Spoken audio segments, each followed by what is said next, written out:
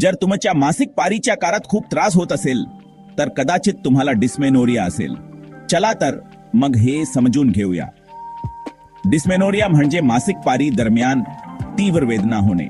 याची लक्षणे म्हणजे पोटाच्या खालच्या भागात कर येणे किंवा ठोके येणे आणि बऱ्याचदा ही वेदना पाठीपर्यंत किंवा मांड्यांपर्यंत पसरते.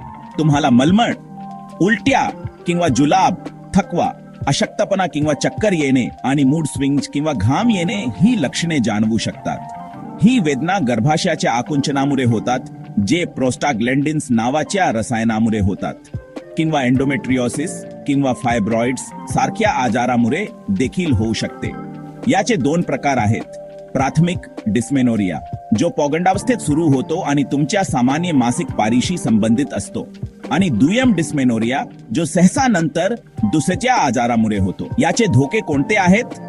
35 वर्षाखालील असणे, लवकर मासिक पारी सुरू होणे, जास्त रक्तस्राव होणे, कुटुंबात ही समस्या असणे, धूम्रपान करणे, तणाव किंवा जास्त चहा किंवा कॉफी पिणे. आराम मिळवण्यासाठी तुम्ही तुमच्या पोटाच्या खालच्या भागात गरम पाण्याची बॉटल ठेवू शकता. सक्रिय राहा, तणाव कमी करा, चांगले खा आणि तुमच्या मासिक पारीच्या मागोवा ठेवा.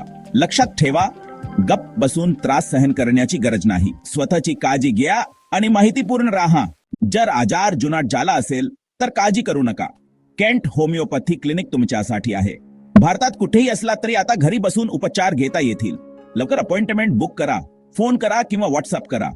जास्त माहितीसाठी आमची वेबसाईट kenthomopathy.com ला भेट द्या.